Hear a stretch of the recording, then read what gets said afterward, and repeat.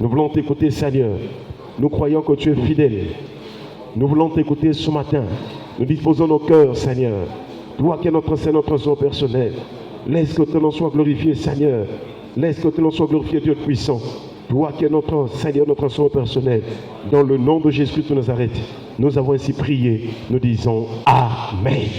Alléluia. Voilà, nous bénissons le Seigneur pour encore ce moment qu'il nous accorde d'être dans sa présence. Alors, depuis dimanche, nous sommes en train de continuer notre sous-thème intitulé l'exacte représentation. Et dans ce thème, nous sommes en train de voir comment est-ce que Jésus est la vérité et la lumière sur l'ombre qui était dite dans le Saint-Testament. Nous avons déjà compris avec Hébreux chapitre 10, chers frères et sœurs, que dans Hébreux chapitre 10, la Bible déclare qu'en effet, la loi qui possède une ombre des biens à venir et non l'exacte représentation des choses. Donc la loi était une ombre, mais ce n'était pas l'exacte représentation des choses. C'est-à-dire les choses que nous présente l'Ancien Testament, que ce soit tant pour le culte, que ce soit des éléments que les héros de la foi ont vécu, ont utilisé, toutes ces choses étaient une ombre. Et le véritable ou la vraie représentation des choses de Dieu, c'est en Jésus-Christ. Est-ce qu'on peut acclamer le Seigneur? Voilà pourquoi aujourd'hui, voilà pourquoi dans la nouvelle alliance, nous devons maintenant voir tout sur la face de Christ. Chers frères et sœurs, et dimanche, nous avons vu un merveilleux passage biblique, Jean chapitre 1, le verset 48 à 51. C'est ce que nous avons vu dimanche. Et nous sommes en train de voir partie par partie. Il est écrit dans ce passage, Jean chapitre 1, le verset 48 à 51. Il est écrit, « D'où me connais-tu » lui dit Nathanaël. Jésus lui répondit, « Avant que Philippe t'appelle, quand tu étais sous le figuier, je t'ai vu. » Nathanaël répondit, « Rabbi, tu es le Fils de Dieu, tu es le roi d'Israël. » Jésus lui répondit, « Parce que je t'ai dit que je t'ai vu sous le figuier, tu crois, tu verras des plus grandes choses que celles-ci. » Et il lui dit, en vérité, vous verrez désormais le ciel ouvert et les anges de Dieu monter et descendre au-dessus du Fils de l'homme. Est-ce qu'on peut acclamer le Seigneur? Et dans ce texte, nous voyons d'abord que pour comprendre ce texte, parce que ce texte est un accomplissement, il y a des choses que nous voyons dans le Nouveau Testament qui sont directement l'accomplissement de quelque chose qui existe dans l'Ancien Testament. Et ici, nous avons vu que le Seigneur va dire que désormais, les anges de Dieu vont descendre à travers le Fils de Dieu ou le Fils de l'homme, chers frères et sœurs.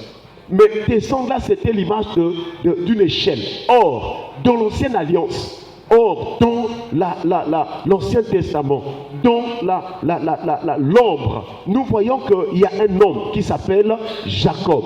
Jacob, chers frères et sœurs, il est parti de la maison de son père. Il est en train d'aller vers le côté maternel.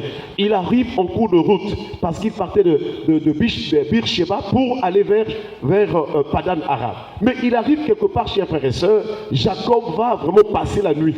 Et là où Jacob va passer la nuit, bien aimé dans le Seigneur, Jacob va faire un songe. Et nous sommes dans Genèse chapitre 28, versets 12 à 13. La Bible déclare, il y eut un songe. Et voici une échelle était appuyée sur la terre et son sommet touchait au ciel. Est-ce qu'on peut acclamer le Seigneur?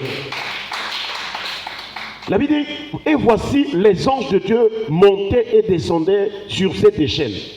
Et voici l'Éternel se tenait au-dessus d'elle. Et il dit, je suis l'Éternel, le Dieu d'Abraham, ton père, et le Dieu d'Isaac. La terre sur laquelle tu es couché, je la donnerai à toi et à ta postérité. Et quand Jacob va vraiment revenir en lui-même, après donc ce songe bien-aimé dans le Seigneur, Jacob va se rendre compte que Dieu est en ces lieux. Et c'est là où Jacob a donné le nom de Bethel. Alléluia. Bethel veut dire la maison de Dieu. Et nous avons compris donc que Jacob était dans le plan de Dieu. Jacob était dans les desseins de l'Éternel. Mais Jacob n'avait pas encore fait la rencontre avec Dieu. C'est l'image de notre vie aussi. Nous, quand nous avons commencé notre vie, avant que nous venions en Christ, nous avons aussi mal commencé notre vie. Nous avions des erreurs, nous avons toutes sortes de mauvaises vies. Mais il y a eu un temps où nous avons rencontré le Seigneur. Et quand Jacob rencontre le Seigneur, il le rencontre non pas chez lui dans sa maison paternelle, mais il rencontre Dieu dans la maison de Dieu. Alléluia. Chers frères et sœurs, je vous assure, s'il y a une chose importante dans notre relation avec Dieu, c'est cette rencontre. C'est-à-dire que notre cœur prenne conscience de la présence de Dieu. Que notre cœur prenne conscience qu'il y a un Dieu qui nous a connus avant. Voilà pourquoi quand nous venons dans Jean chapitre 1, lorsque Jésus rencontre Philippe, il dit d'abord que voici un Israélite dans le cœur duquel il n'a point de fraude. En qui il n'y a point de fraude. Et Philippe était étonné, il dit, d'où me connais-tu? Est-ce qu'on peut acclamer le Seigneur? Et quand Philippe dit à Jésus, d'où me connais-tu? Mais nous venons nous rencontrer, tu me connais. Et Jésus lui rappelle que quand tu étais encore sous le figuier, je t'ai vu. Cela dit qu'avant qu'on ne se rencontre avec toi, moi je t'avais déjà connu. Et j'aimerais te dire, mon frère, ma soeur, Dieu te connaît avant que tu ne sois chrétien. Alléluia. Il t'avait connu. Il t'avait connu dès longtemps. Et dans sa préscience, il t'avait choisi. Si aujourd'hui tu es devenu chrétien, tu es devenu chrétienne, c'est parce que Dieu t'avait connu. Dieu t'avait prédestiné à être semblable à l'image de son Fils. Est-ce qu'on peut acclamer le Seigneur? Et notre joie devait être celle d'être chrétien. Pourquoi? Parce que ce n'est pas un hasard. Dieu nous a connus. Dernièrement, nous avons pris l'exemple de Jérémie le prophète. Et Jérémie le prophète aussi, c'était la même chose. Quand le Seigneur va lui parler, quand l'Éternel va lui adresser la parole, il dit, avant que tu sois conçu dans le sein de ta mère, je te connaissais. Avant que tu ne sors de son sein, je t'avais consacré prophète des nations. Jérémie dit, oh, je ne suis qu'un enfant. Mais il dit, ne dis pas que tu es un enfant, car tu iras vers tous ceux auprès de qui je t'enverrai.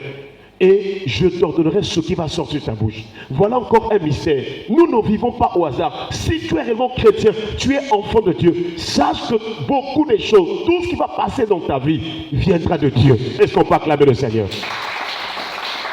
Voilà pourquoi, chers frères et sœurs, et ici, nous voyons que Jésus montre à Nathanaël qu'il avait déjà connu.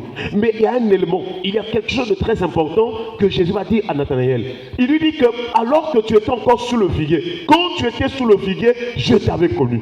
Et c'est là où nous sommes vraiment, comment dirais-je, nous sommes en train de focaliser d'abord le message. Sous le figuier. Et nous comprenons que nous aussi, nous étions sous le figuier. Oui, chers frères et sœurs, dans la Bible, quand on parle du figuier, il y a plusieurs significations. Ce matin, nous voulons en toucher une signification du figuier. Alléluia. Et nous voyons, chers frères et sœurs, que déjà dans la Bible, dès le commencement, il y a une mention qui est faite sur le figuier. Nous remontons dès le commencement. Nous voyons l'histoire ou encore la vie d'Adam et Ève. Dieu a créé Adam. Ensuite, de l'une des côtes d'Adam, il va donc aussi vraiment faire la femme ou encore créer la femme. Et les deux commençaient à vivre dans le jardin d'Éden. Et Dieu va donner une loi en disant que vous pouvez manger de tous les arbres du jardin. Mais quant à l'arbre de la connaissance du bien et du mal, vous n'en mangerez point. Et quelque temps après, malgré cette interdiction, le serpent va s'introduire. Nous aussi, quand nous marchons, Dieu nous parle. La loi de Dieu, c'est sa parole. La Bible déclare que la loi de Dieu est parfaite. Elle restaure l'âme. Chers frères et sœurs, nous devons vivre, nous devons marcher selon la parole de Dieu. Et Adam et Ève avaient bien commencé. Malheureusement, le séducteur, le tentateur, le Satan, le diable va s'infiltrer dans le jardin pour tenter de les faire chuter. Malheureusement pour Adam et Ève, ils sont tombés dans ce piège-là. Je ne sais pas si toi aussi, à tout moment, tu es en train de tomber dans les pièges. C'est le temps de se relever. C'est le temps de prier le Seigneur. C'est le temps de demander au Saint-Esprit de te donner la force de tenir. Parce que Dieu dans sa volonté, il veut que quelles que soient les tentations que tu vas rencontrer, que tu t'en sortes vainqueur. Alléluia. Parce qu'il a dit, aucune tentation ne vous est survenue qui n'ait été humaine. Mais lorsque la tentation arrive, il nous donne les moyens d'en sortir. C'est-à-dire que tu sens que tu es tenté. Quelquefois, tu es prêt même de tomber. Mais si l'Esprit de Dieu est en toi, si tu agis selon l'Esprit, tu ne tomberas pas. Quoique tu aies vraiment franchi quelques étapes, avant de tomber dans la chute, l'Esprit de Dieu t'informera. Et tu prendras conscience pour t'en écarter. Est-ce qu'on peut acclamer le Seigneur? Voilà pourquoi l'apôtre Paul a dit, nous ne sommes plus redevables à la chair pour vivre selon la chair. Nous ne sommes plus redevables, nous ne sommes plus obligés de tomber dans le péché. Il parle aussi aux Romains en disant, nous qui sommes morts au péché, comment demeurerions-nous encore dans le péché? Donc chaque fois que tu as des mauvais désirs qui montent en toi, des désirs qui veulent te pousser au péché, dis-toi que c'est une tentation. Quand il y a des pensées que tu ressens en toi, des mauvaises pensées, ce sont des tentations. Et tu n'es pas obligé de se plier dans ces pensées-là. Et aussi, quand l'apôtre Paul parle aux Éphésiens, il nous montre que Dieu est allé même plus loin pour nous donner des armes spirituelles. Et le but de ces armes spirituelles, c'est de tenir ferme contre les ruses du diable. Est-ce qu'on peut acclamer le Seigneur? Chers frères et sœurs, Paul dit, par exemple, dans Éphésiens chapitre 6, verset 16, il dit, prenez par-dessus tout cela le bouclier de la foi, afin que vous séparez tous les traits enflammés du mal. Le bouclier de la foi. Si tu as la foi, si tu as la confiance en Dieu, quelles que soient les propositions du diable, quelles que soient les attaques contre vraiment ta vie, quelles que soient les situations que tu traverses, tu ne vas pas faiblir, mais tu resteras ferme, parce que tu sais que le Rédempteur est vivant et il se lèvera toujours. Même quand il restera une dernière minute, Dieu se lèvera en ta faveur. Alléluia. Chers frères et sœurs, mais quelque temps après, lorsque Adam et Ève vont tomber dans le péché, alors ils vont chercher à se couvrir la nudité à leur manière. Et c'est là où nous voyons dans Genèse chapitre 3, verset 7, la Bible déclare, les yeux de l'un et de l'autre s'ouvrirent. Ils connurent qu'ils étaient nus et ayant cousu des feuilles de figuier, ils s'en firent des ceintures. Donc le figuier dans la Bible, c'est d'abord aussi l'image des ceintures d'Adam et Ève. C'est-à-dire les moyens que Adam et Ève voulaient se couvrir la nudité. Ayant pris conscience du péché, lorsque tu tombes, frères et sœurs, lorsqu'une personne tombe dans le péché, alors elle cherche des raisons. Elle cherche des moyens pour s'enfuir. Elle cherche des moyens pour ne plus venir à l'église. Elle cherche des moyens pour vraiment critiquer aussi les autres. Oh, mais un-tel aussi est tombé. Non, chers frères et sœurs. La question du péché est une question, un problème qui regarde ton cœur, ta vie devant le Seigneur. Parce que c'est Dieu qui est capable de t'en délivrer ou encore de te purifier de ce péché-là. Donc, point n'est besoin de trouver des raisons. Quand on a péché, nous devons être reconnaissants. Nous devons avouer que nous avons péché. Et le proverbe dit que celui qui cache ses transgressions ne prospère point, mais celui qui les avoue et les délaisse obtient miséricorde. Lorsque tu sais que tu es tombé dans le péché, ce qui s'ensuit, ce que tu dois faire, c'est de reconnaître, c'est d'avouer, c'est de regretter ton péché. Chers frères et sœurs, ne traîne pas un péché pendant des jours dans ton cœur. Ne traîne pas quelque chose de mal dans ton cœur. Sinon, ça va pousser l'ennemi à agir encore plus vite pour vouloir te détruire, pour vouloir te retarder, pour vouloir même t'enchaîner. Chers frères et sœurs, lorsque tu sens que tu as péché, lorsque tu réalises que tu as péché, de suite, que tu sois en cours de route, que tu sois dans un espace public, où que tu te trouves, tu dois vraiment trouver un point pour confesser ton péché, pour demander pardon au Seigneur. Est-ce qu'on peut acclamer le Seigneur? Donc Jésus a vu Nathanaël sous le figuier. Nous aussi nous étions sous le figuier, c'est-à-dire nous aussi dans le passé, ou encore peut-être présentement, il nous arrive de vouloir couvrir notre péché à notre manière. Il nous arrive de se dire que non, la chair est faible. Le Seigneur lui-même connaît que je suis faible. Nous sommes en train de vouloir couvrir nos péchés à travers les feuilles du figuier. Et en ce moment-là, nous savons qu'une feuille, c'est quelque chose de fragile. Une feuille, quand le soleil tombe dessus, alors la feuille sèche.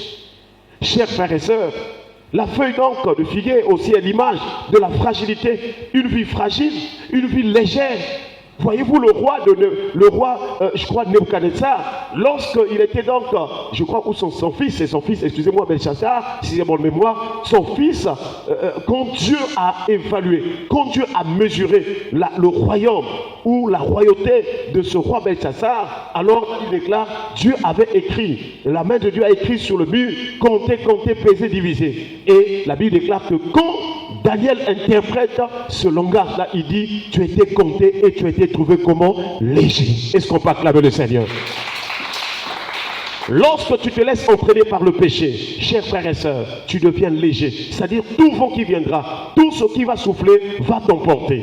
Voilà pourquoi nous devons être affermis sur le roc. Nous devons nous asseoir sur le roc.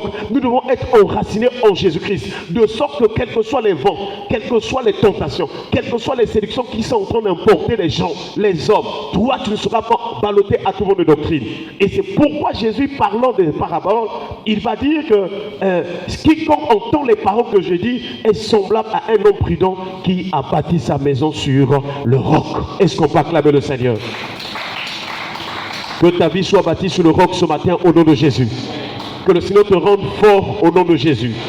Chers frères et sœurs, nous voyons donc que Le figuier ou les feuilles de figuier, c'est l'image donc de cette vie fragile, de cette vie aussi agitée. Si Adam et Ève n'étaient pas agités dans ce sens-là, ils n'auraient pas vraiment accepté la voix du serpent, chers frères et sœurs. Est-ce que toi aussi tu es dans la distraction? Malgré que tu écoutes la parole, tu viens à l'église, mais quand tu sors de l'église, alors c'est l'agitation qui t'attrape, alors que c'est la distraction qui vient en toi et tu ne sais plus que faire.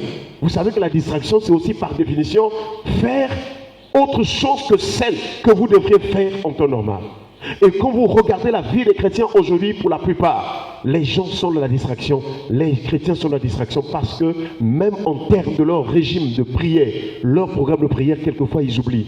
Ils oublient les heures de prière. Ils n'ont pas un planning. Ils n'ont pas un calendrier personnel de prière à la maison. Il y a même des chrétiens qui oublient de prier, même nos fils le matin quand on se réveille. Ils ne savent pas vraiment rendre grâce. C'est triste, chers frères et sœurs. Or, nous devons savoir que notre relation avec Dieu est basée sur la prière de la foi. Alléluia.